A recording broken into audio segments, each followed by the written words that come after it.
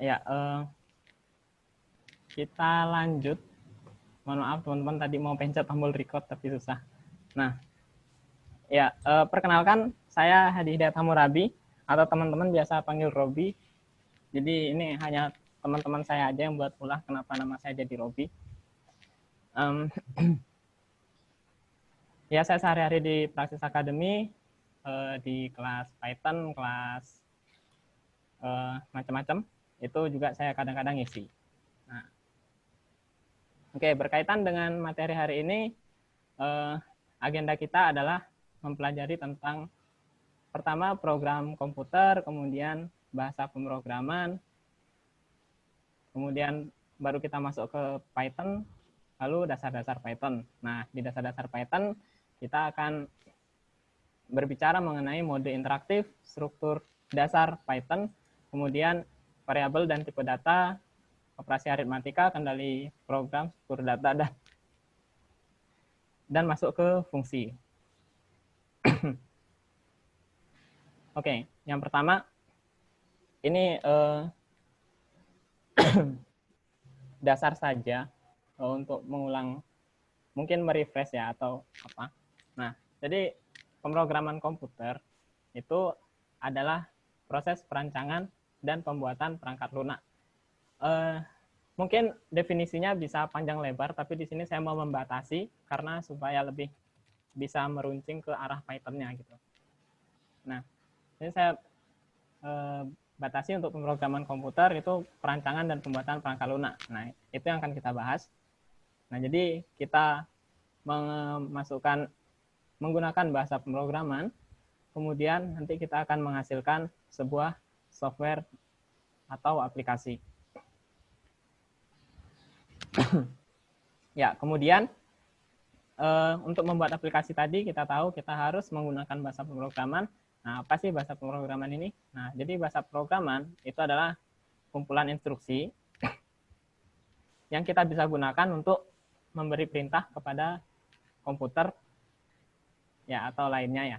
Mungkin teman-teman menganggap mobile itu bukan komputer ya nggak apa-apa, tapi ya kita bisa membuat aplikasi di mobile juga gitu. Nah, dengan menggunakan bahasa pemrograman. Nah, berbagai jenis bahasa pemrograman di sini saya golongkan menjadi dua. Ada interpreter dan ada compiler. Di interpreter ada Python, ada JavaScript, ada PHP juga sebenarnya ada banyak. Nah, kemudian di compiler ada Java, C++, ada Pascal, ada macam-macam juga banyak. Kalau yang populer ada Go, ada Rust, ada macam-macam. Nah, tapi di sini kita akan membahas Python. Nah, Python sendiri merupakan bahasa pemrograman interpreter. Ya, jadi rekan-rekan bisa gunakan Python ini untuk berbagai kebutuhan seperti tadi dijelaskan. Nah, di Python itu bisa untuk mengolah big data, bisa juga untuk machine learning, bisa untuk software development, bisa untuk desktop, web, sampai IoT juga bisa. Bahkan kalau teman-teman mau mobile, juga bisa menggunakan Python. Ada salah satu framework Python untuk membuat aplikasi mobile.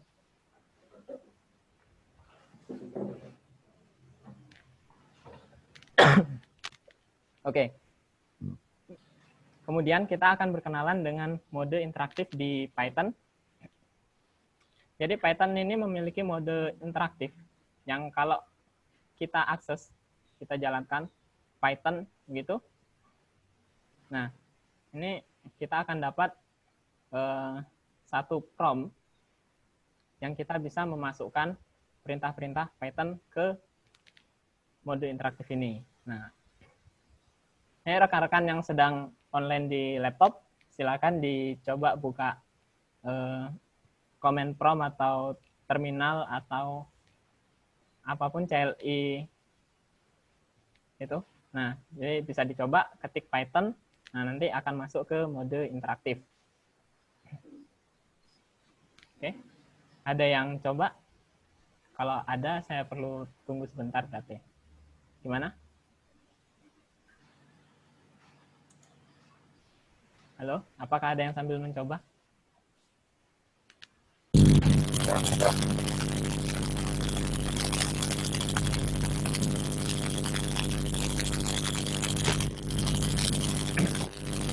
Ya, Mas.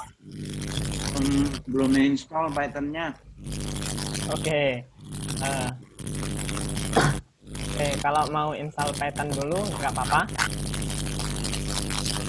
Berapa? Ya, tolong ini yang audionya dari mana taunya ya? Oke. Nah, ya. Oke, kalau mau install Python dulu nggak apa-apa. Eh, Sedang install ini. Iya, yang sudah install silakan dicoba. Nanti kalau belum silakan install sambil ini kita yang lain lanjut. Nah, jadi ini mode interaktif. Sebenarnya mode ini jarang digunakan. Mas Karena, Windows nggak bisa, Mas. Oke, halo, gimana? Windows kok nggak bisa nih jalan itunya. Oh ya, bisa dibuka ini nggak? Apa? Apa tuh? Yang ikut aja lah. Oke. Masih install belum selesai-selesai. Oh ya, udah skip aja. Oh ya. Yang ikut. Oh, udah. Nah, alhamdulillah. Oke. Kalau gitu kita lanjut. Jadi mode ini sebenarnya jarang digunakan, walaupun di beberapa framework sangat membantu. Misalkan di Django itu mode interaktif ini sangat membantu.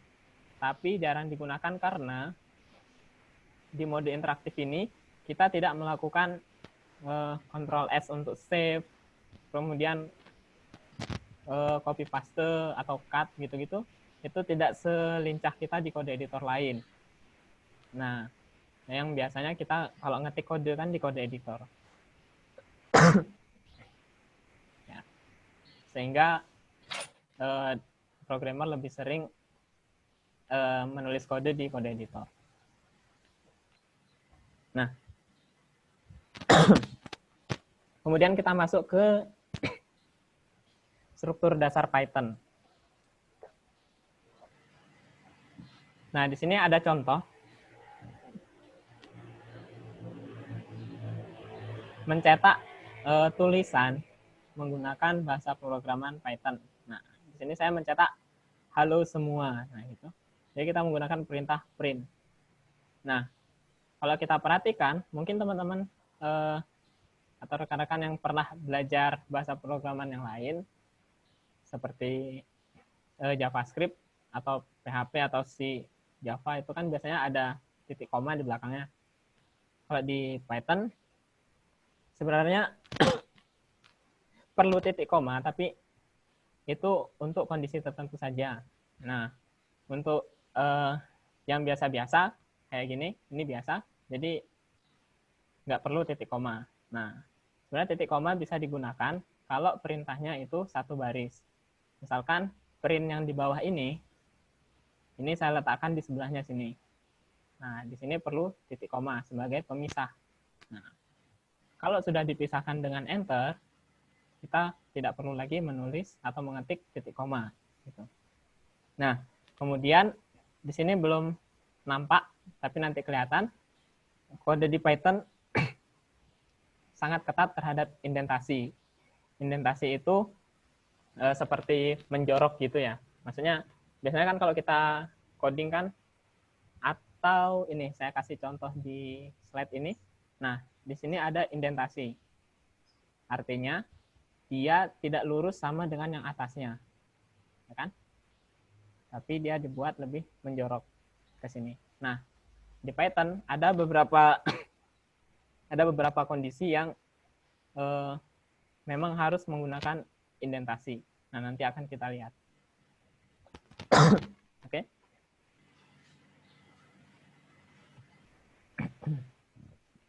Kita lanjut ke variabel dan tipe data. Nah, kalau kita lihat tadi, kode yang ini, kita belum menggunakan variabel, jadi kita mencetak tulisan, itu dengan langsung menulis tulisannya seperti ini ke fungsi cetak gitu ya. Nah. Oke, kalau kita menggunakan variabel, kita bisa membuat sebuah wadah, kemudian kita isi, lalu kita olah isinya. Nah, di sini kita membuat wadah yang bernama nama gitu ya. Karena di sini memang untuk menyimpan nama. Lalu isinya adalah teks, praksis akademi gitu. Nah, di Python teks itu dibuat dengan menggunakan tanda kutip di depan dan di belakang gitu ya. Di awal dan akhir harus menggunakan tanda kutip. Bisa menggunakan tanda kutip 2 juga. Nah, ini artinya variabel nama berisi teks praksis akademi gitu. Kemudian saya print atau saya cetak variabel nama, dia bukan lagi menampilkan nama gitu, enggak, tapi dia menampilkan isi dari variabel nama.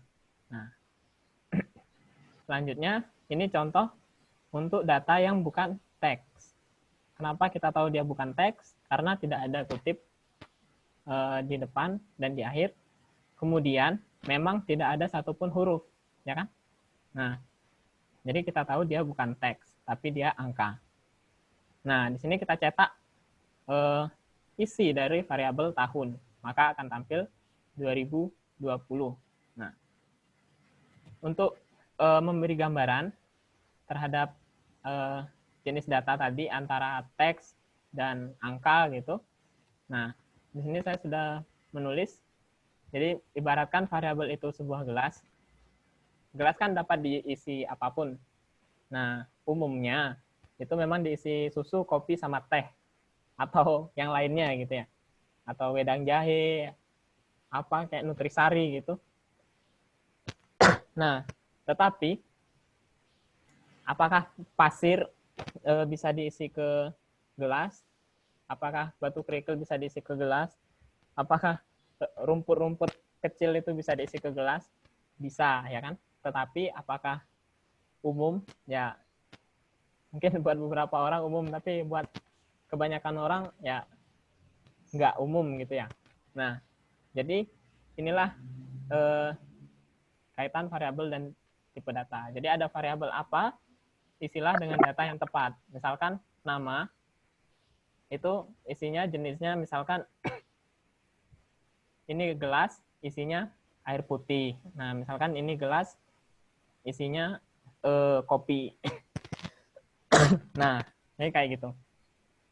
Ya, jenis-jenis data ini kita biasa sebut dengan istilah tipe data. Nah, ini kayak gitu. Tipe data di Python sendiri ada banyak sekali, tapi untuk mempermudah kita bisa bagi menjadi beberapa. Di sini kita sudah lihat ada teks atau tulisan. Nah, di sini juga kita bisa lihat ada angka. Nah, sebenarnya ada satu lagi yaitu boolean. Boolean itu jenis datanya hanya 2, antara true atau false, antara benar atau salah. Nah, kalau angka kan dari 0 sampai 9 dan kombinasinya ya. Nah, kalau boolean itu hanya 2, jadi true atau false. Nah, untuk tipe data lainnya, teman-teman bisa cari di internet karena memang banyak sekali tipe data. Nanti ada bilangan pecahan, itu namanya float. Nah, tapi di sini tidak saya gunakan karena untuk mempermudah pembagiannya aja. Nah, kita lanjut. Kemudian kita masuk ke operasi aritmatika. Nah, di operasi aritmatika kita bisa melakukan operasi-operasi dasar penghitungan. Ya, di sini memang saya tampilkan yang dasar. Kalau yang nggak dasar tuh nanti ada pangkat, kemudian akar gitu ya. Nah, tapi di sini saya mau mencontohkan yang dasar. Nah, di sini teman-teman untuk melakukan operasi matematika cukup melakukan seperti di kalkulator ya, seperti ngetik di kalkulator. Jadi cukup 1 tambah 2 gitu. Nah, kemudian di print. Nah, kemudian 4 tambah 8, kemudian di print. Atau teman-teman bisa juga menyimpan nilainya ke variabel terlebih dahulu. Jadi A isinya adalah 10, B isinya adalah 20, kemudian kita tampilkan hasil jumlah dari A dan B. Nah, jadi kayak gitu. Nah, ini umum banget digunakan. Jadi saya harap teman-teman bisa mencatat. Nah, kemudian kita masuk ke yang sedikit lebih perlu berpikir. Jadi kalau sebelumnya program kita hanya berjalan satu arah, maksudnya ya dari atas ke bawah, sudah gitu ke bawah gitu aja. Nah, sekarang menggunakan kendali alur program, kita bisa membuat program kita yang tadinya lurus ke bawah, dia menjadi bercabang, straight gitu. Nah, jadi ya, jadi ada lurus kemudian bercabang gitu. Nah, di sini saya punya contoh kode. Yang pertama, di sini saya punya variabel nilainya 80. Kemudian untuk melakukan percabangan, kita menggunakan sintaks if. Nah, di sini saya membuat 2 jalur. Jalur pertama adalah jalur yang kalau nilai isi dari variabel nilai lebih dari 75. Nah, jalur kedua kalau tidak lebih dari 75. Nah, karena di sini nilainya adalah 80, berarti dia masuk ke jalur yang lebih dari 75. Maka dari itu, hasilnya adalah selamat kamu lulus. Nah, jadi kayak gitu. Itu percabangan. Nah, kemudian kendali alur program yang kedua adalah perulangan. Nah, atau dalam bahasa pemrograman yang lain, umumnya menggunakan istilah iterasi. Nah, tapi perulangan juga cukup umum. Nah, kalau tadi yang ini kita menggunakan sebuah kondisi untuk menentukan jalur arah program. Kemudian dia akan kembali ke jalur utama dan lurus melanjutkan proses. Nah, bedanya dengan perulangan adalah dia membuat cabang, tetapi cabang itu bisa balik lagi ke sebelumnya gitu. Jadi bisa berputar, bisa muter. Nah, kalau ibarat gang jalan itu, nah kita masuk ke gang, terus dia bisa muter balik gitu. Nah, ini perulangan. Jadi kalau biasanya sering ditipu sering ditipu taksi gitu, jalurnya muter-muter. Nah, itu bisa diibaratkan perulangan gitu ya. Nah, kemudian ada 2 jenis perulangan di Python. Yang pertama ada for dan ada while. Ini keduanya umum digunakan. Untuk contoh for seperti ini. Kalau teman-teman yang berpengalaman di bahasa pemrograman lain, mungkin sedikit agak berbeda. Karena biasanya di bahasa pemrograman lain itu perlu 3 bagian ya untuk di for. Nah, kalau di Python agak beda. Kalau di sini, di contoh ini, saya ingin melakukan perulangan sebanyak 10 kali. Nah, berarti ini ibarat keliling sebuah jalan, saya mau mengelilinginya 10 kali. Nah, dengan range, dengan fungsi range, ini kita bisa mendapatkan list angka dari 0 sampai 9. Nah, secara mendalam list nanti akan saya bahas selanjutnya. Tapi dengan membuat range 10 seperti contoh kode ini, artinya kita ingin membuat angka dari 0 sampai 9. Karena kalau kita hitung 0 sampai 9 itu jumlahnya 10. Nah, berarti kita pengen di sini range dari 0 sampai 9 gitu ya. Nah, kemudian untuk setiap perputaran kita simpan ke variabel angka. Nah, setelah itu setiap putaran kita mencetak nilai dari angka. Nah, akan menghasilkan seperti ini. Nah, kemudian di bawah ada while. Di sini saya membuat contoh ini. Jadi kalau saya membuat variabel pintar sama dengan true, nah ini boolean tadi yang saya sampaikan. Pintar sama dengan true. Ya, kalau pintar bernilai benar gitu. Nah, kemudian masuk ke perulangan. Ketika pintar, nah, print atau cetak aku pintar, gitu ya. Nah, kemudian pintar saya buat bernilai false. Supaya apa? Supaya perulangan ini tidak berlanjut, supaya perulangan ini berhenti. Nah, jadi dia hanya mengulang satu kali. Nah, sebenarnya kalau pintar ini tidak saya ubah ke false, dia akan melakukan perulangan ini selamanya. Karena di sini selalu true atau selalu benar. Nah, Tanya dong. Oke, setelah ini sebelum slide selanjutnya nanti akan saya buka untuk bertanya ya. Nah, saya lanjut dulu. Kemudian pertanyaannya, kapan menggunakan for, kapan menggunakan while? Nah, ilustrasi yang biasa saya gunakan adalah contohnya push up. Jadi kalau for, perintah untuk push up-nya adalah tolong push up sampai 10 kali.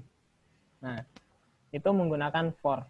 Kalau menggunakan while, tolong push up sampai kamu capek. Nah, kira-kira sampai capek itu berapa kali? Bisa 2, bisa 3, bisa 100, bisa 1000. Kita nggak pernah tahu berapa kali dia push up-nya. Nah, itu menggunakan while. Nah, jadi kalau yang jelas batasannya berapa, itu gunakanlah for.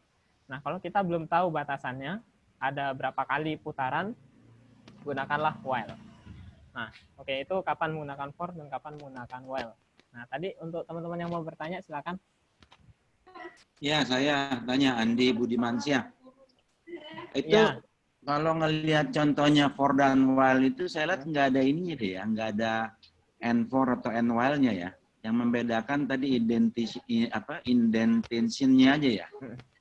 Ya, benar. Kalau di Python kita tidak menggunakan and for atau and while. Jadi untuk body dari perulangan atau bagian yang dilakukan di dalam perulangan itu diberikan indentasi atau dibuat sedikit agak menjorok. Nah, untuk kode yang tidak menjorok berarti dia sudah di luar for ini. Kalau misalkan contohnya yang for. Nah, ya misalkan kita contoh ini ada di satu program yang sama. Misalkan for kayak gini, kemudian while itu disambung di sebelah sini, itu dia sudah iterasi yang berbeda. Kecuali while-nya dibuat menjorok atau diberikan indentasi. Nah, maka while-nya termasuk ke dalam for.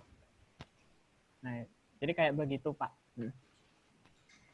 Tanya, Mas. Iya, silakan. Ya, aku Ronald ya, tanya dari Ya. Jogja nih. For itu bentuknya kan for angka in range. Tadi aku juga udah coba, kalau angka itu bisa didefinisikan di awal enggak untuk nomor awalnya. Kalau aku coba tadi buat satu variabel khusus angka, kayak di sini misalnya atasnya aku bikin variabel kan tetap jadi 0 awalnya. Nah, kira-kira di Python ini, dia bisa nggak definisi awalnya tuh nggak nol untuk angkanya, sehingga kalau ada kebutuhan khusus bisa lebih mudah, atau emang dia harus bikin variabel baru yang akan ditambahkan di dalamnya. Ya, kalau jawabannya bisa. Kita tinggal mainkan di fungsi range-nya. Sebenarnya range ini bisa menambah, bisa menerima 3 parameter. Yang pertama itu awalnya dari berapa, kemudian akhirnya itu berapa, kemudian Berapa banyak ya? lompatnya berapa. Oh, Misalkan di sini dia nyebutnya step. Nah, jadi misalkan 1 sampai 10. Nah, di sini berarti kita perlu parameter 1,10, ya berarti kan 1 sampai 10 ya. Nah, ya kalau dia ujungnya 10, berarti dia sampai 9. ya. Ya. Nah, berarti kalau mau 1 sampai 10 berarti 1,11, 2. Nah, berarti itu dia mau lompat 2. Jadi 1, 3, 5, dan seterusnya gitu. Ulangi. Berarti yang ditulis apa? Kalau mau dimulai dari 1, 10, 11, 2 gitu gimana? Nah, di sini Oh, range, coba dulu. range 1,11 itu udah cukup. Jadi secara default lompatannya 1 secara default. Ya, secara default lompatannya 1 dan mulainya juga dari 0. Nah, kalau kita tidak definisikan awalnya berapa. Nah, kalau kita hanya satu parameter, dia defaultnya awalnya 0. Nah, kayak gitu. Nah, oke, apakah ada rekan-rekan yang lain yang ingin bertanya? Parameter Terima itu kasih Mas, aku udah. Terima kasih ya. Oh ya, kalau parameter yang tadi kan ada 3 parameter. Nah, parameter itu bisa berbentuk variabel kan, tidak harus apa value seperti itu. mohon maaf Pak, ini suaranya agak, Sama enggak? iya, agak lepas.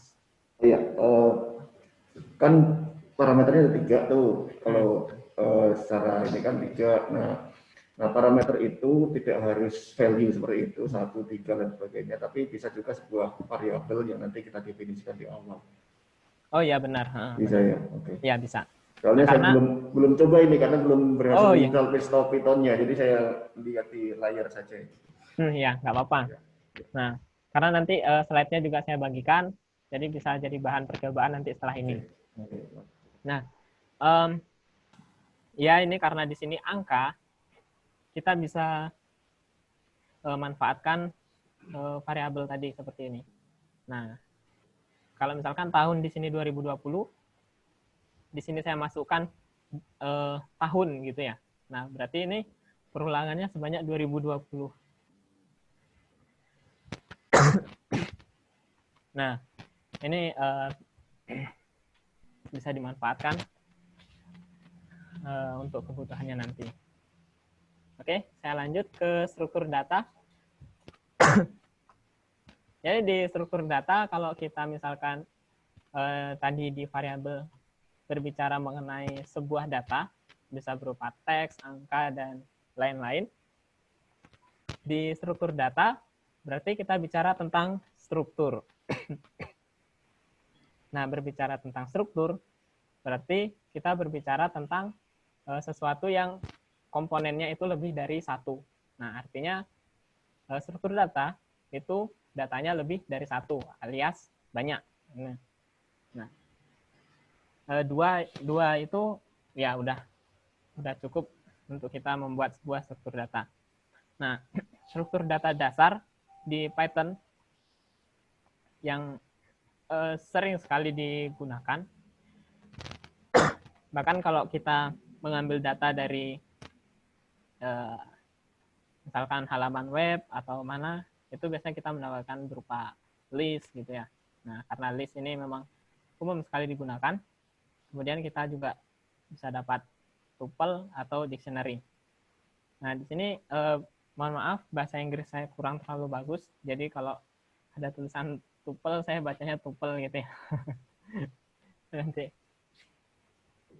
mungkin bacaannya lain, saya kurang tahu. Nah,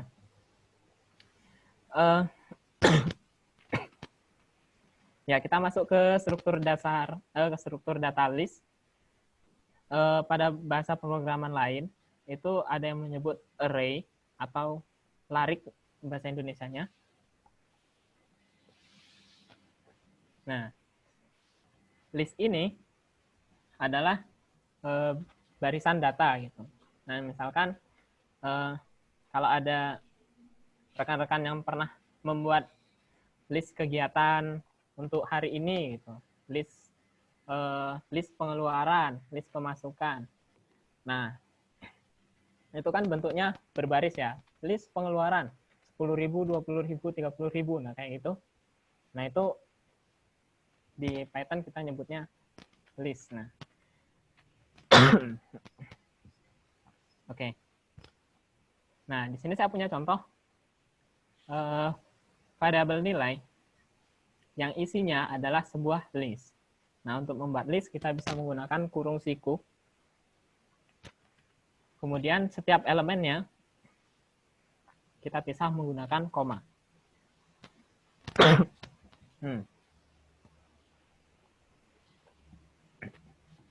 Oke. Nah, jadi sini saya punya nilai ada 80, ada 90, ada 75. Nah, sekarang saya bisa tampilkan nih tiap-tiap elemen dari list nilai. Nah, caranya adalah dengan mengakses variabelnya, lalu memberikan indeks dari elemen yang mau kita ambil. Misalkan dari list nilai, saya mau ambil elemen yang ke 0. Nah, di Python, list itu memiliki indeks dari 0, bukan dari 1.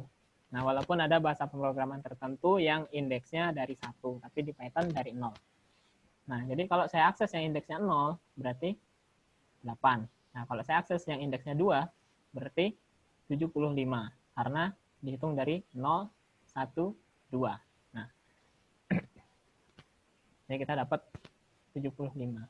Nah, atau kalau tidak mau mengambil datanya satu-satu, tetapi mau sekalian, bisa juga menggunakan perulangan seperti ini. Nah, oke, di sini saya punya list nama. Saya ingin tampilkan semuanya,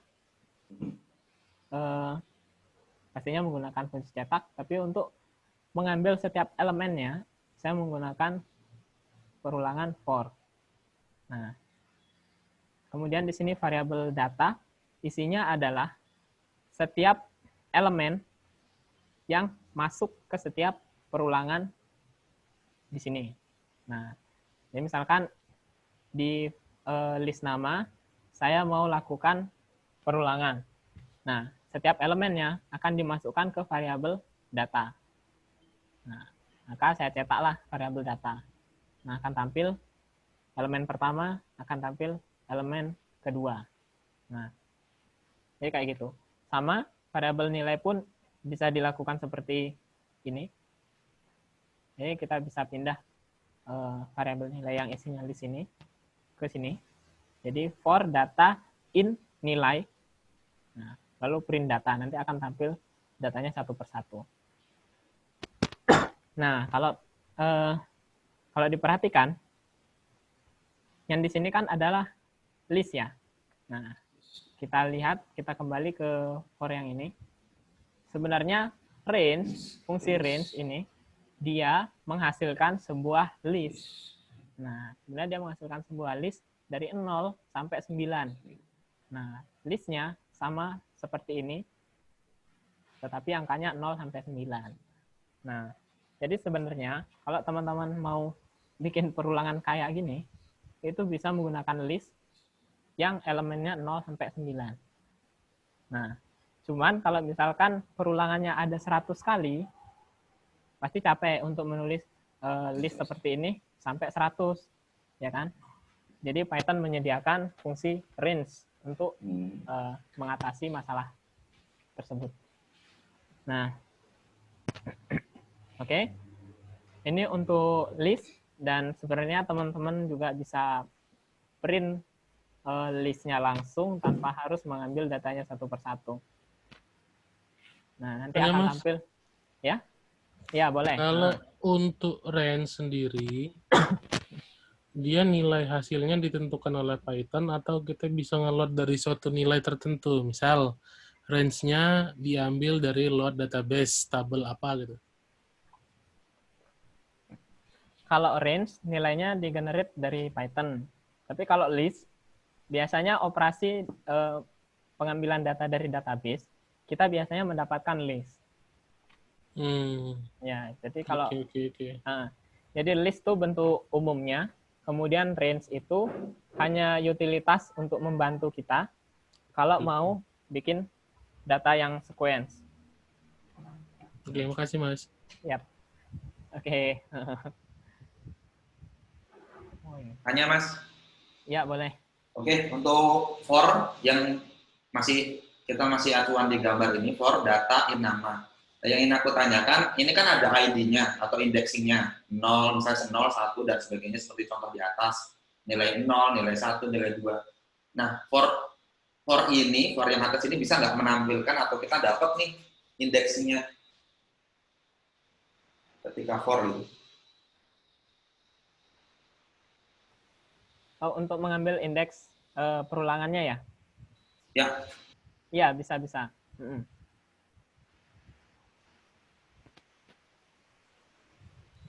Ya, jawabannya bisa.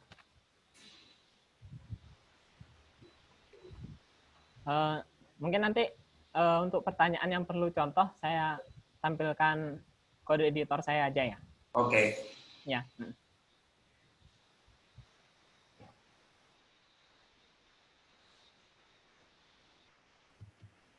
Untuk list, apakah ada pertanyaan lagi? Oke. Nanti kalau mau tanya tentang yang sebelum-sebelumnya, nggak apa-apa, langsung di interrupt aja nanti. Saya coba. Mas mau nanya, mohon maaf ya.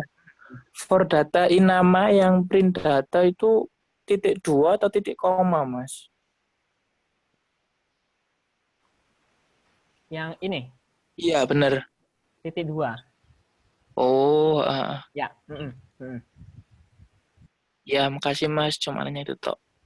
Oke, ya di Python sendiri sangat minim penggunaan titik koma. Jadi jarang menggunakan titik koma ini.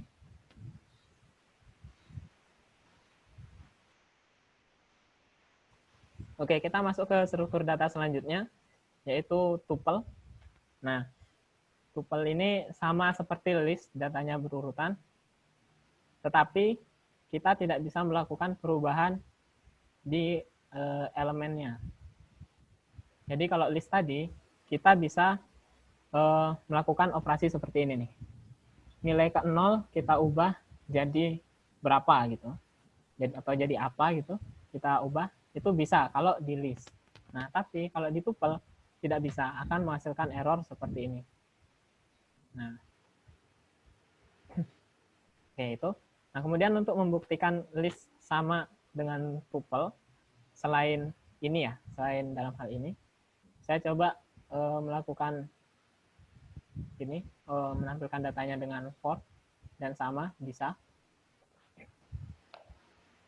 Nah, jadi ini sama seperti list, hanya saja operasi ini tidak dapat dilakukan pada tuple.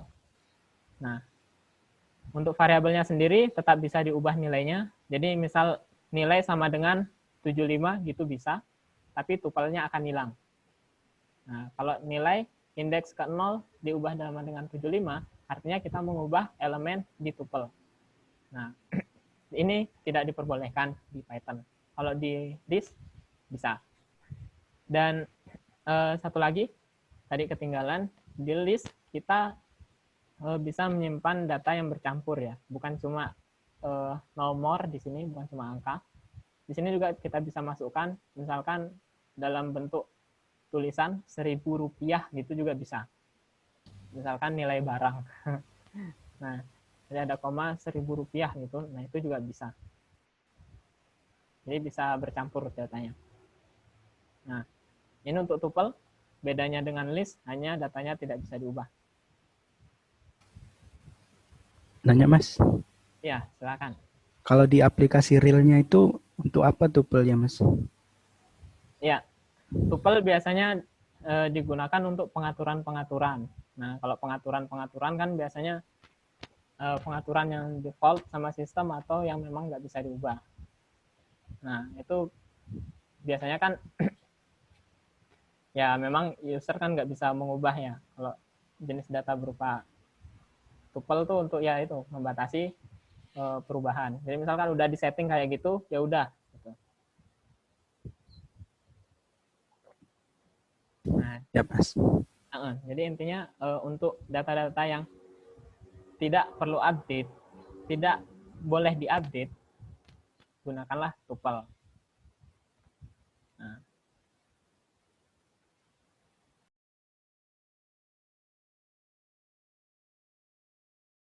Oke, kita lanjut ke struktur data dictionary. Nah, dictionary ini kalau bahasa Indonesianya kamus ya. Nah, kalau rekan-rekan pernah lihat struktur data atau bentuk data JSON, nah dictionary ini persis dengan JSON, mirip. Nah, tetapi dia kompatibel dengan Python. Nah, kalau JSON kan belum kompatibel sama Python, jadi harus diubah ke bentuk dictionary. Nah, untuk membuat dictionary, kita menggunakan kurung kurawal seperti ini. Kemudian data kita disimpan dengan bentuk key dan value. Jadi di sini saya punya dictionary yang datanya adalah key pertama itu nama. Di sini ada Hadi Data Murabi. Kemudian di sini ada key nilai, isinya 90. Nah, di sini sebenarnya tidak harus teks untuk menyimpan angka. Itu bisa langsung 90 gitu. Nah, kemudian kalau saya cetak, maka saya akan mendapatkan dictionary kayak gini. Nah, jadi sama persis ya, sebenarnya nggak ada bedanya. Nah, kemudian untuk mengambil nilainya, kita bisa gunakan operasi yang sama seperti mengakses elemen array. Tetapi bedanya, di sini bukan indeks yang kita masukkan, tetapi key. Nah, jadi untuk data dengan key nama, nah, kita cetak, maka akan keluar dari data Murabi, gitu ya. Nah, kemudian untuk mengambil nilai seperti ini caranya. Nah, kemudian untuk menggunakan for, kita bisa lakukan seperti ini.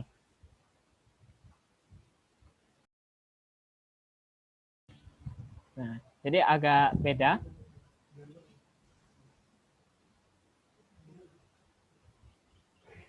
Tapi di sini kita bisa mendapatkan key dan juga value dari data yang kita ingin tampilkan. Nah, bentuk dictionary ini umum sekali digunakan untuk biasanya kalau data di dalam tabel, itu kan biasanya ini nama kolomnya, kemudian ini adalah isinya gitu ya, atau datanya gitu ya. Nah, ini jadi untuk kolom nama ada Hadi Data Murabi, untuk kolom nilai ada 90. Nah, sebagai ibarat, teman-teman juga bisa ibaratkan dictionary ini adalah seperti formulir. Di sini saya bikin contohnya formulir. Ya, kalau formulir pendaftaran kan biasanya ada nama, terus NIK, terus tempat lahir, tanggal lahir, gitu-gitu. Nah, ini mirip seperti formulir. Jadi ada nama, siapa, tempat tanggal lahir, di mana, kapan, gitu. Nah, itu dictionary. Nah, ini diberi nama dictionary juga karena bisa diibaratkan juga sama seperti kamus. Kalau di rumah punya kamus, saya dulu punyanya yang kamus bahasa Inggris, itu biasanya ada kata di sampingnya, kemudian di sebelahnya ada artinya. Misalkan no, tidak, yes, iya. Nah, itu seperti dictionary. Nah, kayak gitu.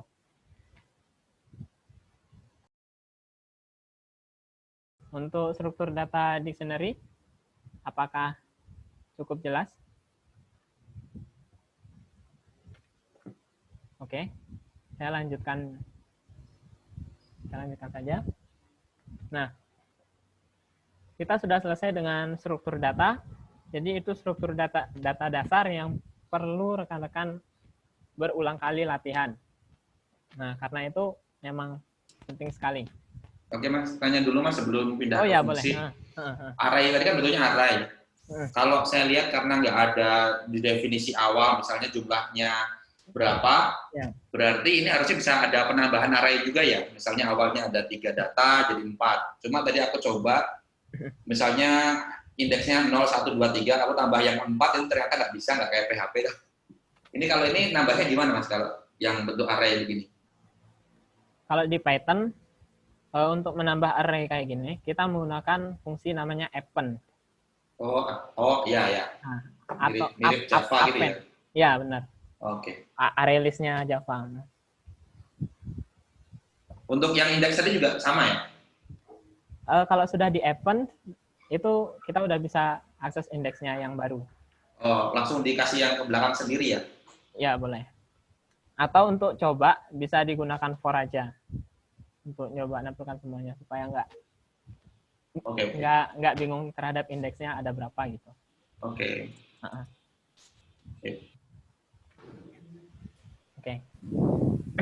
Oke, sebelum kita lanjut lagi, apa ada yang ingin tanyakan lagi? Mas, saya masih penasaran. Ini mohon maaf nih, saya kenal sebelum dapat Python-nya ini. Ini penasaran dengan ini apa nama dictionary ini. Ini kan contohnya kan satu ini ya, indeks sama key sama value-nya kan satu-satu. Ini kalau 2 atau lebih dari 1, cara mengakses indeks tertentunya itu gimana ya? Cara mengakses key tertentunya ini. Saya masih belum kebayang. Ya, baik Pak, saya terima dulu sebentar ya. Ya, nggih.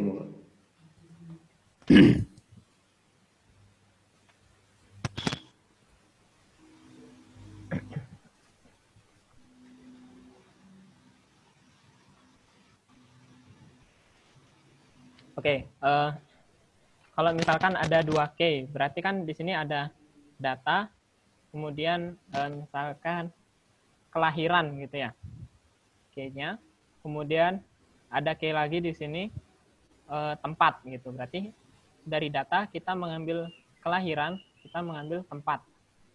Nah, untuk tempat lahir gitu ya. Misalkan begitu, Pak. Nah, ini maksudnya tetap key-nya tetap nama dan apa ini? Nilai ya, tetap nama dan nilai, tapi datanya ada banyak gitu ya. Nama misalnya Hadi nilai 90, nama Budi nilainya. Nama ini nilainya ini, tapi banyak data itu gimana caranya? Ya, berarti kita memanfaatkan 2 struktur data. List dengan dictionary. Jadi kita membuat satu list yang isinya adalah dictionary seperti ini. Nah, untuk mengaksesnya, pertama karena kita mempunyai list, jadi kita harus mengakses indeks dari dictionary yang mau kita ambil. Nah, indeksnya sama seperti ini. Jadi kalau misalkan dictionary-nya ada di indeks ke 0, ya berarti ambil ke 0. Nah, kayak gini. Ya, nanti kita akan mendapatkan sebuah dictionary. Nah, apakah dictionary? Kita bisa akses key-nya seperti biasa. Nah, itu kalau misalkan datanya hanya 3 atau masih memungkinkan untuk diambil indeks array-nya. Nah, tapi kalau sudah mulai banyak, bisa lakukan perulangan seperti ini aja. Nah, jadi setiap elemen dictionary-nya Nanti kan untuk elemen dictionary-nya nanti kan akan masuk ke variabel data. Nah, nanti di sini di bagian cetaknya itu bisa ambil key-nya. Atau ambil value menggunakan key-nya ya. Nah,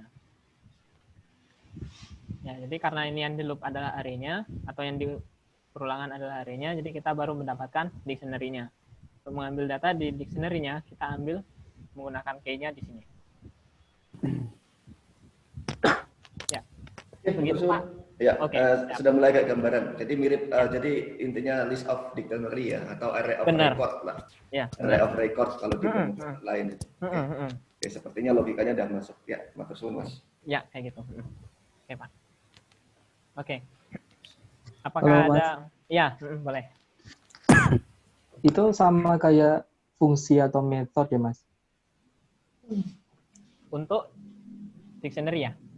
Iya, yang tadi Mas jelaskan. Ya, dictionary agak beda sama fungsi atau metode.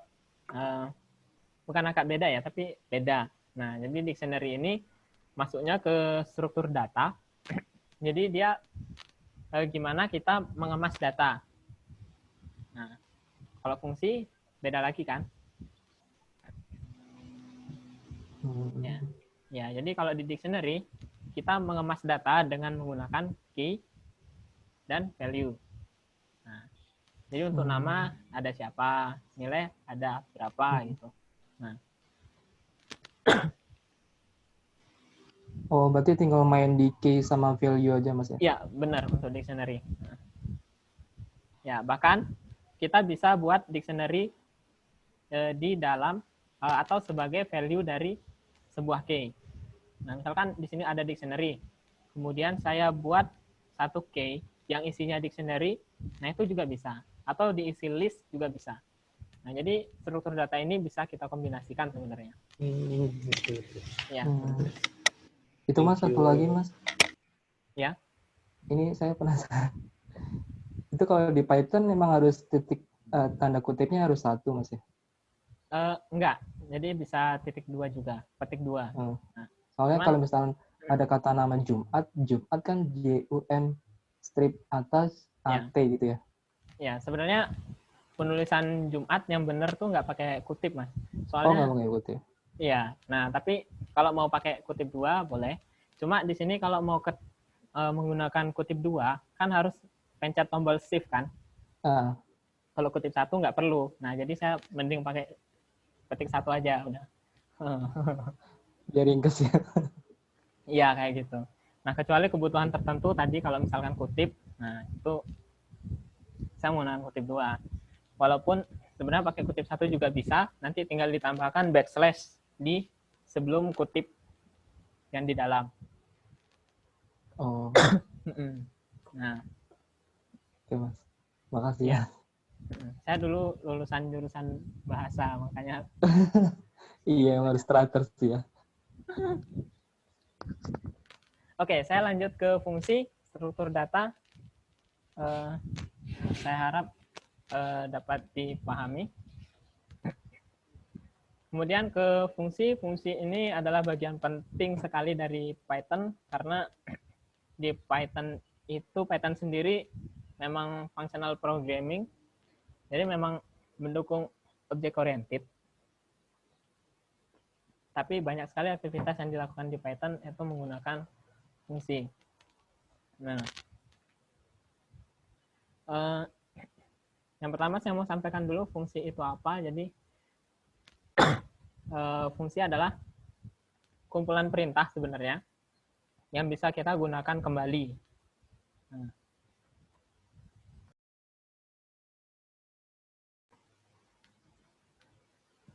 Ya, menggunakan fungsi itu artinya kita bisa memanggil fungsi.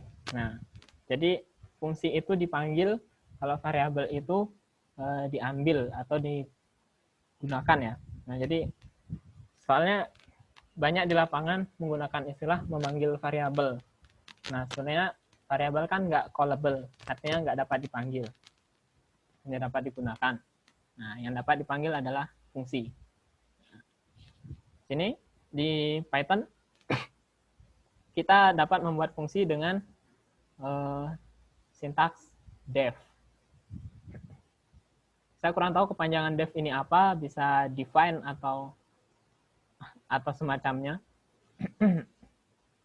Tapi kemungkinan besar define ya.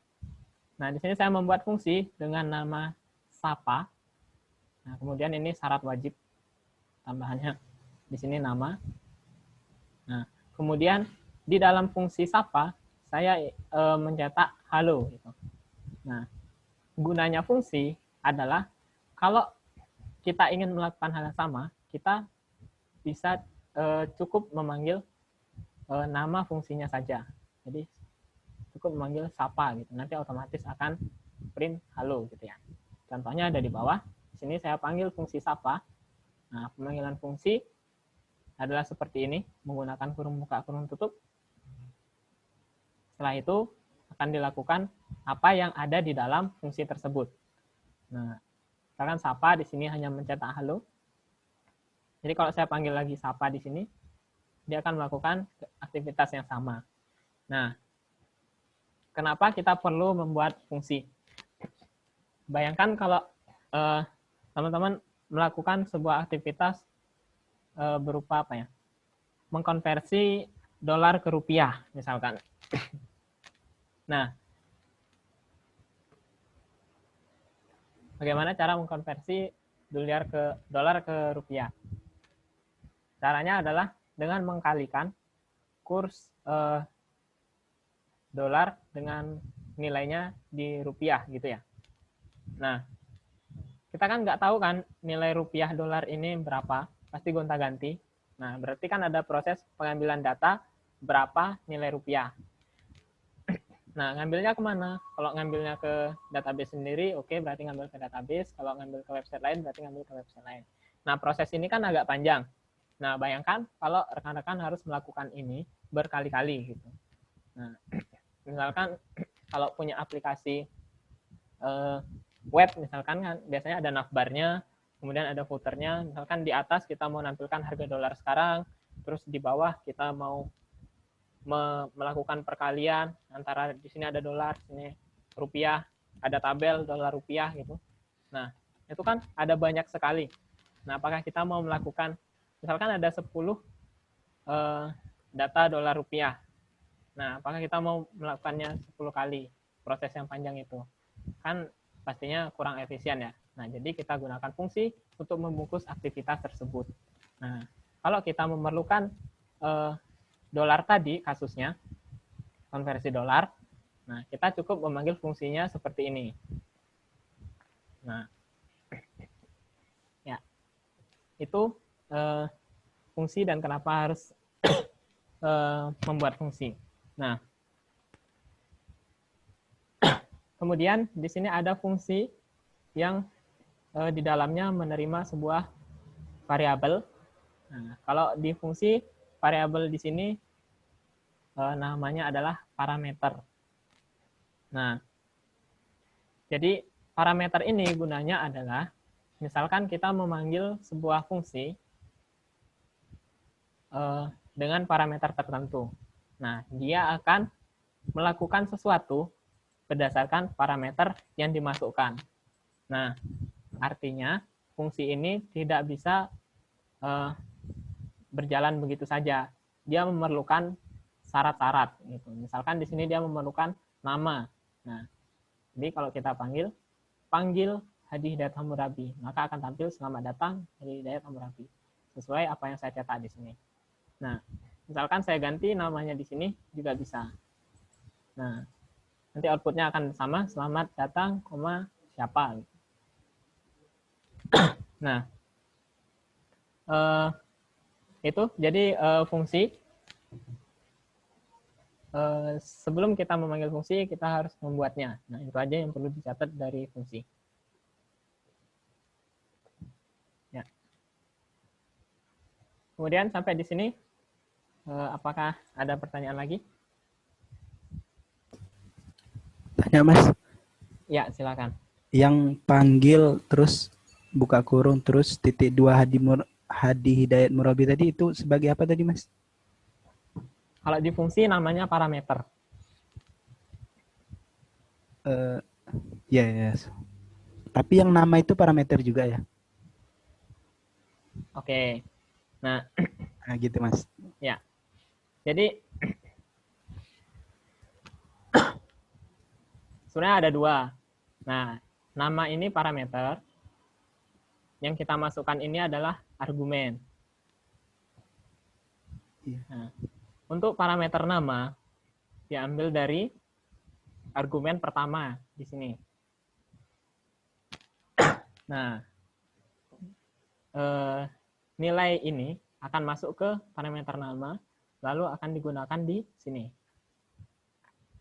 Nah, nanti kalau misalkan perlu parameter lebih dari satu, nanti tinggal dipisahkan dengan koma.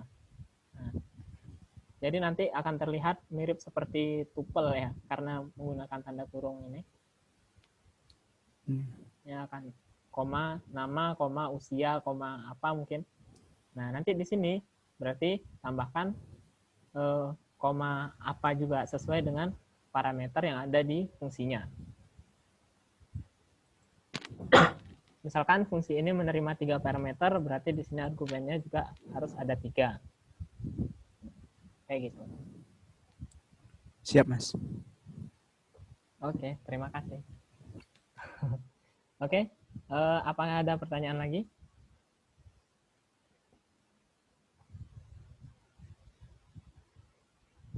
Tanya Mas. Ya, silakan. Fungsi ini parameternya bebas ya, bisa array atau bisa dictionary, list gitu. Bebas aja ya? Ya, bebas. Bahkan bisa boolean, bisa angka, bisa teks. Nah, ini udah. Objek gitu. Objek juga bisa. Oke. Ya. Intinya sama satu lagi Mas. Ya. Aku dari tadi bikin print yang seperti kursornya jenengan ini loh. Print dalam kurung F. Ini petik 1 ya? Petik 1 ya. Aku nyoba itu kok dari tadi gagal terus ya. Patternnya versi berapa? 37 apa ya? Oh ya, harusnya bisa. Bisa ya? Kalau nggak bisa pakai fungsi format. Oke. Thank you ya. Oke, bisa pakai fungsi format. Nah, saya mau menambahi tadi lupa. Oh ya ini. Jadi kuncinya dari parameter adalah nilai dari parameter itu bisa diisi dengan data sama seperti yang bisa diterima oleh variabel.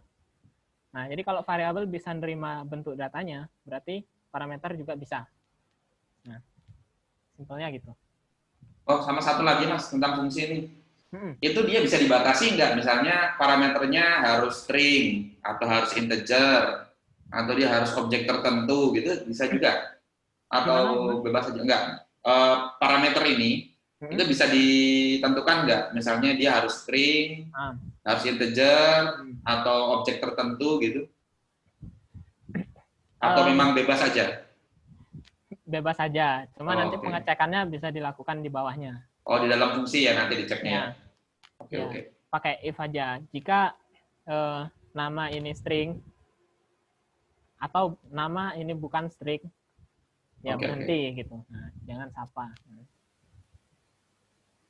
Oke. Oke. Oke, Mas. Kayak gitu. Ya. Sekian slide saya. Kalau misal ada pertanyaan tentang keseluruhan tadi, boleh disampaikan. Punya aku error ya Mas. Ini baru mulai belajar ini tadi sudah dapat sih Dev. Begitu saya bikin print halo bisa, tapi begitu Dev sapa persis ada errornya. Errornya? Errornya boleh share screen Pak, boleh. Oke, saya share screen ya. Nah, ini saya share screen dulu. Apa ini? Mana ya errornya tadi ya? Ini Pak ya. Ya, nah, saya tag dulu. Waktunya masih sedikit panjang, jadi bisa. Seperti ini kelihatan ya? Ya. Nah, ini kok padahal sama persis. Apa ini ya? indentasinya kurang, Pak. Ya, jadi yang sebelum print dikasih tab. Dikasih, coba Tab. tulis. Oh, tab dulu, Dep. Tab, lanjut. Titik 2, enter. Berarti harus tab lagi ya? Ya, tab. Oh, gini ya? Ya. Oh, coba. Print. Lalu. Oke, terus enter ya. Oh iya, sip, thank you. Oke, Pak. Soalnya tadi di situ nggak kelihatan mana tab-nya. Oke, makasih Mas. Ya, siap. Saya stop share dulu. Ya. Ya. Saya tanya juga Mas, mau share screen boleh ya? Boleh.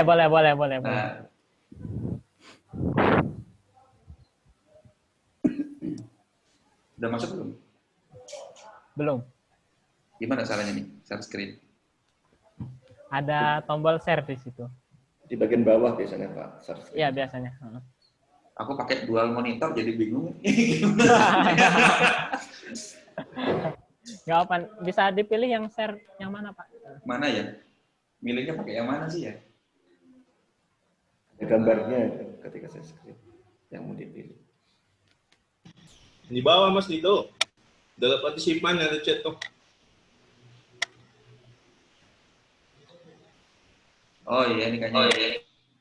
Awas jangan sampai salah share. Ini ya, bener ya? Ya, bener. Nah, ini nih yang aku tadi tanya nih. Aku udah pakai petik 1, tapi dia keluarnya gini. Coba saya cek. Kelihatan nggak ya? Kelihatan, Pak, sebentar.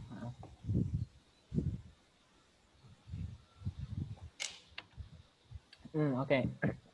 Kalau kita coba pakai fungsi format aja gimana, Pak? Gimana tuh format? Iya, coba diketik dulu aja. Oke, bikin dev panggil lagi. Iya.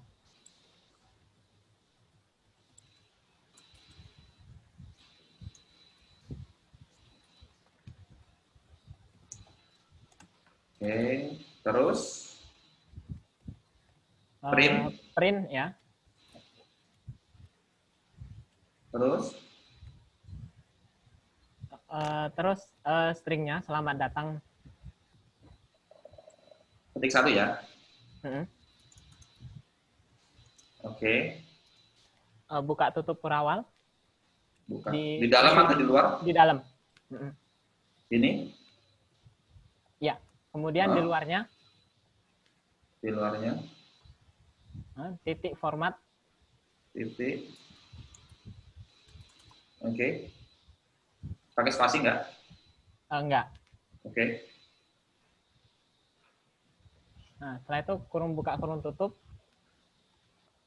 Ya, nama. Ini kurung kurawalnya dibiarkan kosong? Iya, dibiarkan. Bentar lagi. Panggil.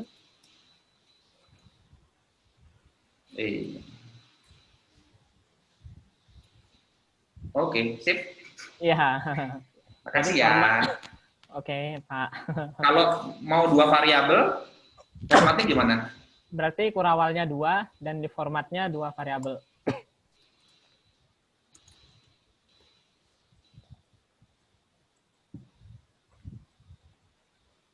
Gini. Formatnya di sini dikasih titik lagi. Koma. Oh, koma. Format lagi. Di dalam format maksudnya, Pak. Oke. Ya, benar. Last name.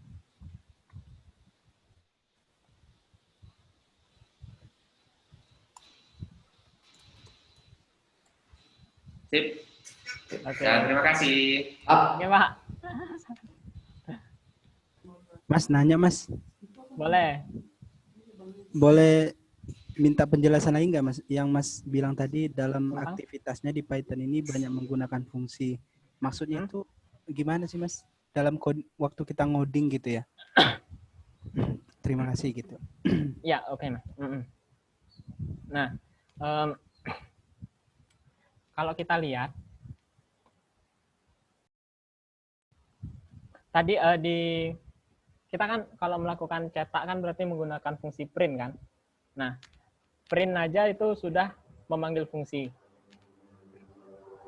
Nah, kemudian tadi kita lihat juga format itu kan fungsi juga. fungsi dari string. Nah, itu fungsi. Nah, terus untuk menambah array itu kita pakai fungsi .append. Nah, itu juga fungsi. Nah, jadi berbagai macam bawaan dari Python-nya sendiri itu sudah banyak sekali dibuat dari fungsi-fungsi yang kita bisa panggil gitu. Nah, jadi kayak gitu Mas. Makanya kalau di Python itu bisa dibilang kuat sekali untuk functional programming. Nah, di Python sendiri punya fungsi biasa yang kita bikin pakai def tadi. Terus ada lambda function, ada closure, ada juga higher order function, itu semua bisa di Python. Nah, yang menunjukkan kalau Python ini memang kuat di fungsional. Nah, jadi kayak gitu Mas, memang Python kuat di fungsional. Siap Mas, makasih Mas. Oke, apakah ada yang ingin didiskusikan lagi? Mas mau nanya. Iya, silakan. Ini saya perhatikan secara konsep sama kayak Java ya. Gimana? Kurang lebih. Oh maaf Mas, suaranya putus-putus. Oh, halo? Iya, halo. Mas. Iya, tadi saya perhatikan secara konsep sama kayak Java. Ya. Di Java.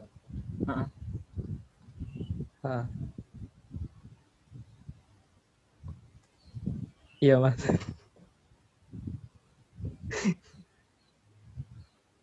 Halo? Oh ya, sorry. Ini internet saya nggak stabil. Oke, gimana Mas? Sama-sama seperti Java terus? Iya, secara konsep saya perhatikan sama di Java. Oke. Cuman ini kayak lebih ringkes gitu kali Mas ya? Ya, kalau benar. Python. Benar. Ya.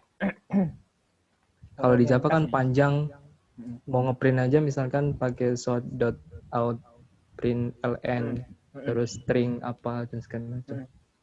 Benar. Kalau ini tinggal panggil print aja Mas ya? Iya, benar. Dan untuk enternya itu udah otomatis Mas ya? Misalnya kalau otomatis di Java kan titik koma, ya. Kalau di Java kan print ln dia nge-enter gitu. Kalau print doang dia nggak nge-enter ke bawah. Kalau ini udah otomatis Mas ya? Oh, kalau itu kan biasanya urusan itu biasanya diatur di kode editornya. Kalau otomatis enter.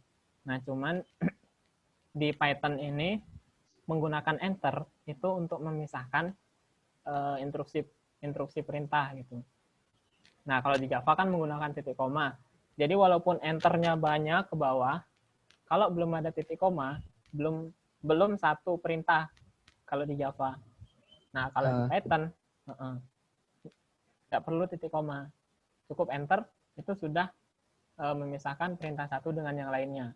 Kecuali memang untuk menulis data yang ada penutupnya atau menulis instruksi yang ada penutupnya. Misalkan kalau kita membuat array, kan kita harus membuka dengan kurung siku buka, kemudian kita harus menutup dengan kurung siku tutup, gitu ya. Nah, jadi kalau di antara tengah-tengahnya kita enter, itu dia masih satu instruksi pembuatan array, gitu. Nah, kecuali kalau setelah penutupnya kita enter, nah itu udah selesai instruksinya kayak gitu. Oke, gitu Mas. Iya. Ya, makasih Mas. Siap. Makasih Mas. Ya. Oke, sambil lanjut saya mau share lagi. Ini. Iya, makasih Mas. Ya. Apakah kelihatan ini? Saya share screen. Iya, kelihatan Mas. Kelihatan. Ya, tadi di tengah ada yang bertanya, gimana caranya untuk mendapatkan indeks setiap perulangannya. Nah, ini saya punya contoh kodenya. Kalau dijalankan outputnya seperti ini.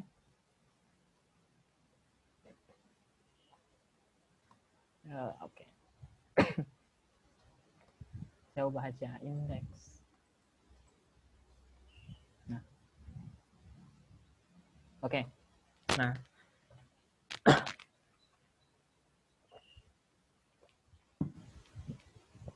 Ini untuk mendapatkan perulangan dan juga indeksnya. Perulangannya dari array. Kita bisa dibantu sama fungsi enumerate. Nah, jadi di sini kita masukkan array kita sebagai parameter pertama. Kemudian kita tuliskan startnya mau dari angka berapa. Misalkan saya ubah di sini, nanti indeks perulangannya ya, bukan indeks array-nya. Jadi indeks perulangannya di sini dia akan mulai dari 5. Nah, suaranya putus-putus, Mas. Oh ya.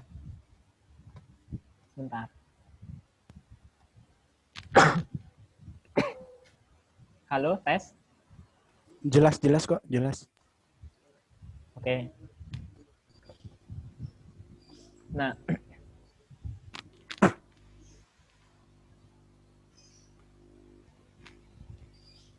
oke, apakah yang bertanya ini tadi memantau? Sorry.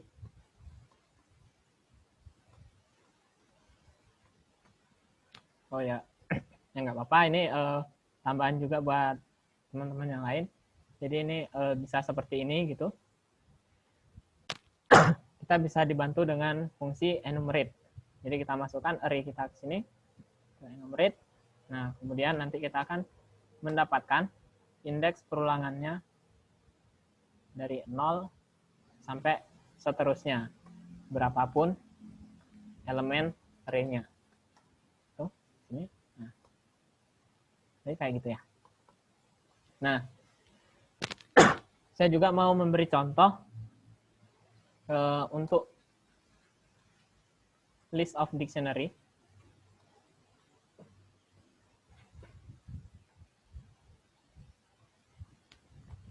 Misalkan saya punya dictionary di sini nama.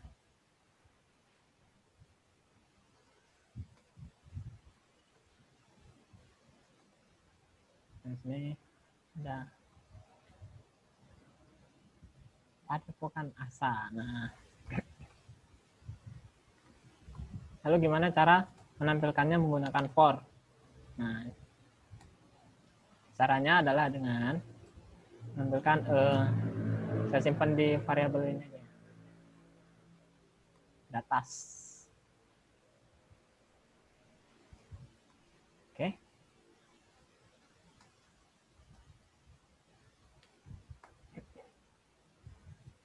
Kayak gini.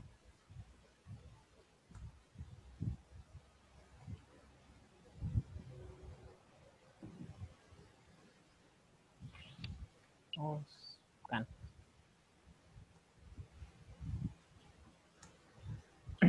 Data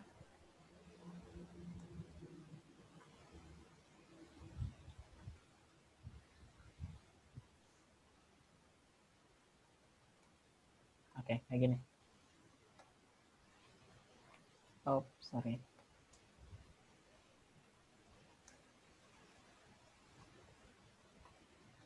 Nah, ini kelihatan ya kapan menggunakan titik koma, kapan menggunakan kutip 2, kapan menggunakan kutip 1. Nah, oh ya. Ya. Jadi ini pertama saya punya list. Kemudian isinya adalah dictionary. Nah, kemudian saya loop listnya. List. Oke. Nah, atau saya coba tampilkan isi data untuk setiap perulangannya. Oh iya. Nah, kita akan lihat di sini ada dictionary. Nah, ini. Nah, Sekarang gimana caranya untuk mendapatkan nilai ini? Ya, adalah dengan mengakses key dari dictionary-nya, ya kan? Nah, kita sudah dapat nilainya seperti ini. Nah, oke. Mas, itu kan nggak mungkin, key-nya kan nggak mungkin 2 nama-nama gitu ya, Mas? Kalau key-nya itu nyimpan list, bisa nggak, Mas? Bisa. Bentar. Saya coba kasih lihat ya. Siap. Sama kelas. Nilai deh, nilai. Nilai. Ya. 80, 90. Oh iya.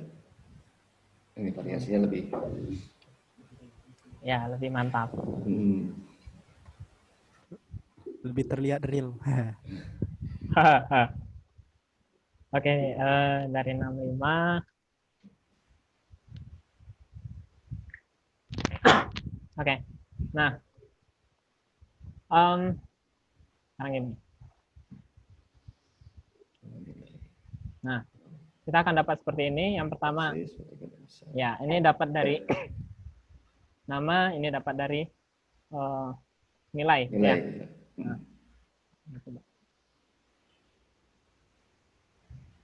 Nah, oke.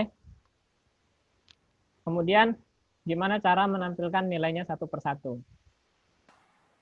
Ya, sudah bisa ditempa. Caranya adalah dengan nested log.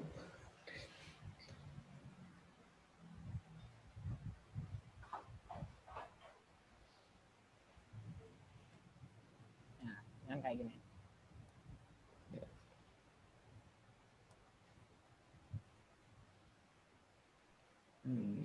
Ya. Jadi kan tadi kan kita sudah dapat list nilai. Karena dia list, jadi nilai ini bisa saya iterasi atau bisa saya loop. Nah, untuk mengambil semua elemennya. Nah. Jadi akan tampak seperti ini. Ya. Oke. Ya, apakah gimana rekan-rekan, ada yang mau diskusikan lagi? Kita tanya jawab aja. Ya, siap. Tunggu, silakan.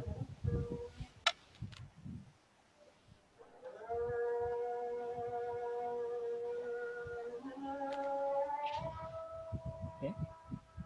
Silakan.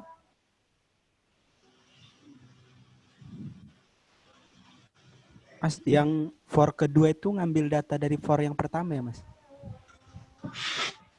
Ya, lebih tepatnya mengambil data nilai. Iya. Ya, dari yang di sini. Oke, siap, Mas. Ya. Makasih ya, Mas. Oke, siap.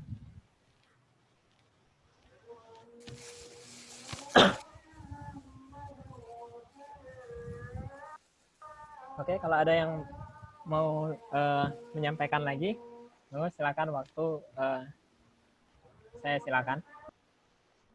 Nanti sharing recordnya ya, Mas ya. Hasil recordnya di sharing ya. Ya, siap. Nanti slide-nya saya juga. Ketinggalan materi yang di atas tadi, belum selesai, belum jadi Python saya jadi. Ya, Pak, siap. Siap.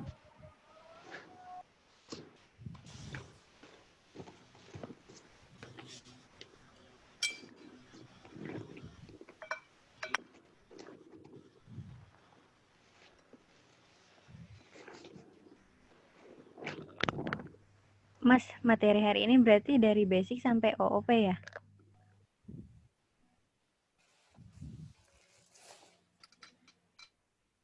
Masih mute. Masih mute. Masih di mute, Mas. Oke, mohon maaf ini Ibu atau Mbak, tapi hari ini kita belum sampai ke OP. Karena OP kan sudah masuk ke paradigma kita. Sampai ke sana. Langsung. Nah, nanti oke, ini sambari menunggu apa yang disampaikan yang lain. Saya coba kembalikan ke Pak Abdullah. Oke, terima kasih teman-teman. Bagaimana hari ini? Sudah baru pemanasan kan? Mantap Mas, mantap. Mantap, siap. Ini kayaknya rutin menarik ya, kalau rutin gitu ya. Menarik Pak. Oh, jos banget. Ya, kita memang apa istilah orang Jawa itu alon-alon, dikit pelan-pelan aja. Yang penting kita paham dulu. Yang penting paham dulu kan. Nanti habis itu kita lanjut sedikit mungkin gitu ya. Ya, 3 bulan lockdown nggak apa-apa deh. 3 bulan janganlah kita. Oke. Protokol ini bisa nih lockdown ini. Oke, jadi mungkin ini kita sampai jam berapa ya? Sampai adzan dulu Mas. Ini udah sampai adzan dulu. Sudah adzan kalau Jogja ini. Purwokerto juga sudah adzan. Ini sebenarnya memang apa namanya masih panjang nih anunya ceritanya.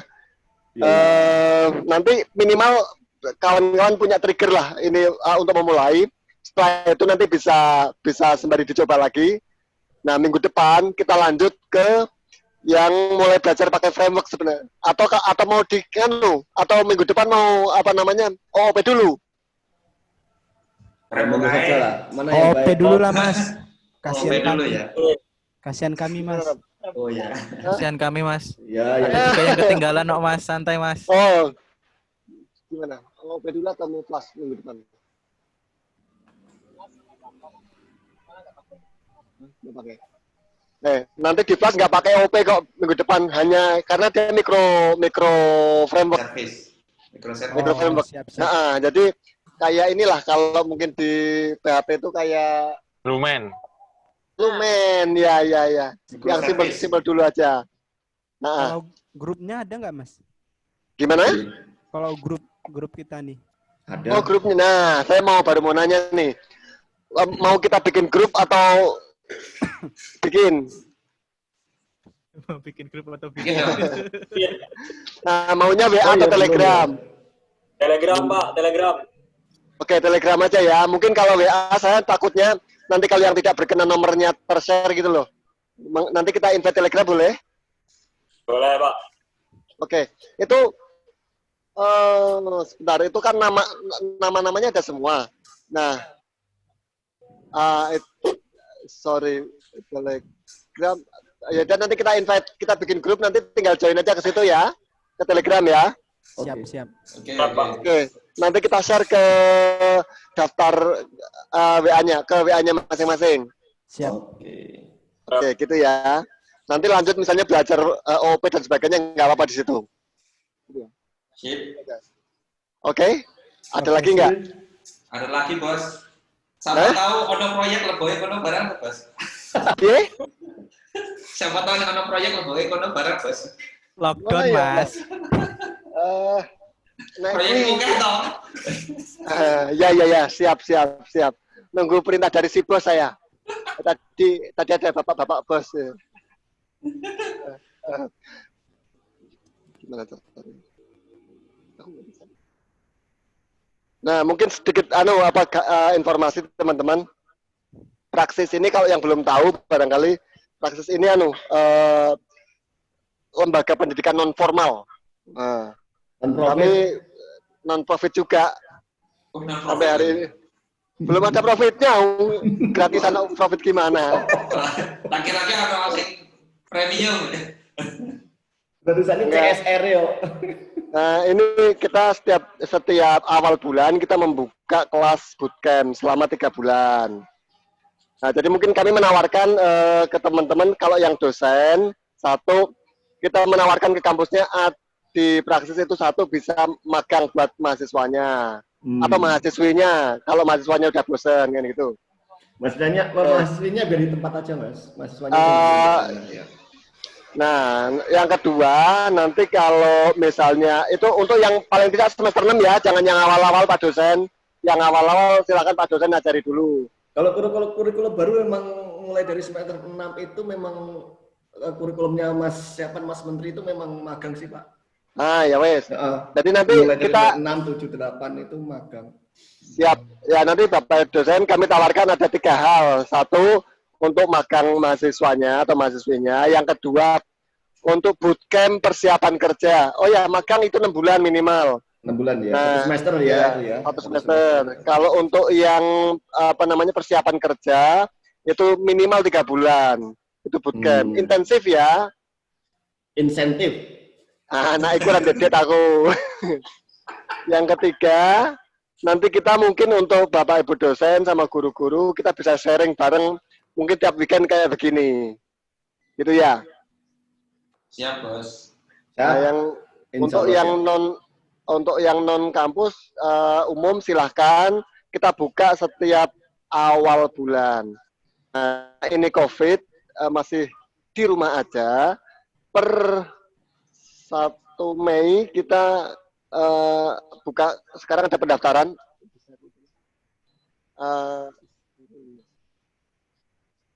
Nah, itu nanti silahkan daftar untuk kelas awal Mei. Kalau misalnya nanti di awal Mei itu masih lockdown, kita akan tiap hari online. Tapi kalau nanti sudah nggak lockdown, bisa offline ke praksis. Bisa di Facebook aja Bos ininya apa namanya? Nah, ini mau di-share nih pendaftarannya. Nah, itu link pendaftarannya di-share. Di mana? Di chat. Ini di-share screen. Oh ya.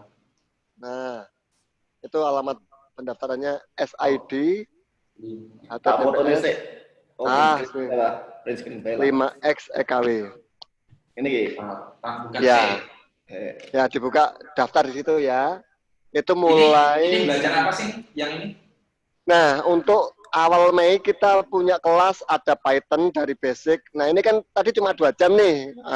OOP aja belum nyampe gitu kan. Nah, makanya ini dengan kelas yang intensif itu bukan insentif ya. Ya, intensif. Bukan pemerintah soalnya Pak, tidak bisa ngasih insentif. Nah, yang intensif itu nanti belajar dari basic banget sampai kalau Python-nya sudah ini sampai dia nanti masuk ke belajar project. Nanti lanjutnya ke AI. Gitu. Nah, oke.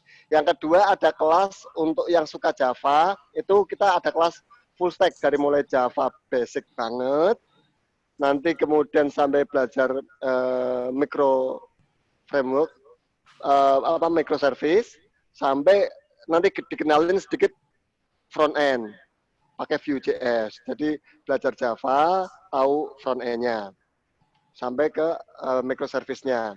Itu yang ketiga, kalau mau belajar sukanya khusus front end, itu ada kelas front end. Kita kalau teman-teman sudah kenal namanya micro front end. Udah kenal kan? Belum. Ya, gini micro front end itu. Gini. Gini.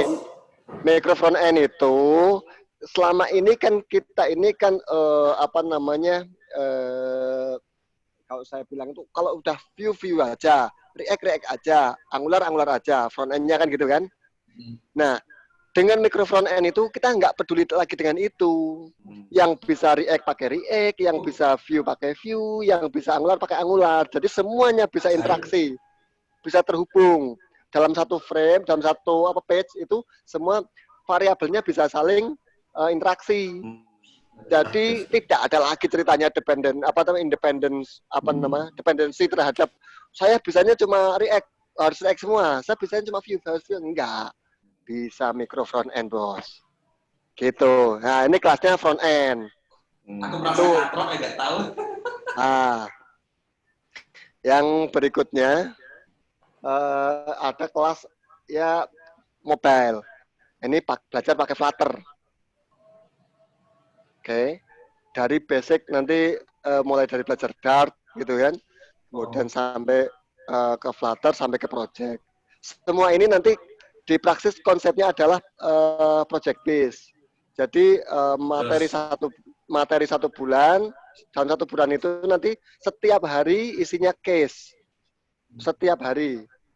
Jadi mungkin kalau mengharapkan lebih nggak slow sebenarnya. Lebih nggak slow karena lebih nggak slow. Jadi ya. Mas Andi kalau di kampus kan nggak pernah ngasih tugas tiap hari kan? Nggak tiap hari, tiap minggu tugasnya. Ini tiap hari. Oh, iya. Nanti setiap jam 5 sore itu proyeknya sudah harus di-push, udah harus di-push. Habis itu kita cek bareng-bareng. Oh, yang dikerjakan benar apa enggak? Oh, ada gimana yang ini? Terus setiap hari selama 3 bulan. Gitu. Mantap tuh, Jos. Dan mungkin yang paling penting buat semuanya, semua itu adalah gratis. Tis. Nah, udah gitu. Silahkan. Gratisan. Pemburu gratisan. Daftar nggak bayar, ikut nggak bayar, makan bayar sendiri. Oke, itu mungkin makan nggak dibayari ini. Ada pertanyaan nggak? Ada. Ini buat kita yang udah kerja gimana bos, waktunya guru 1 minggu gini. Program sing 1 minggu gitu. Udah kerja itu mau nggak usah. Udah kerja itu subsidi aja sebenarnya tugasnya, donasi. Terus kerja saya jauh baik gratisan baik. Rano ini kok Rano Rano wadai kok biar sih lewat di jalan. YouTube. Ini kebetulan hari Sabtu udah melu aku hari biasa ya. Ya. Oke, jadi nanti mungkin kalau memang misalnya ini ya kita bisa bikinlah kelas bareng-bareng Sabtu Minggu. Mungkin ini kita mulai pakai streaming gitu ya. Ya mudah-mudahan ya bisa menjangkau teman-teman yang sudah bekerja. Terima kasih banyak bos. Oke, minggu depan materi kita lanjut Python ke Flash. Jadi Flash itu apa? Nanti coba di googling. Flash itu gambaran sebagai gambaran aja, itu nanti untuk belajar micro framework. Kan teman-teman mungkin kalau Python tahunya Django. Ya. Nah, ini ada lagi namanya Flash, gitu ya. Django juga cuma tahu namanya, bos. Oh, gitu. Nanti kita bisa workshop Django. Siap. Gratis. Go gratis. Senangnya gratis. Ada lagi nggak yang nanya?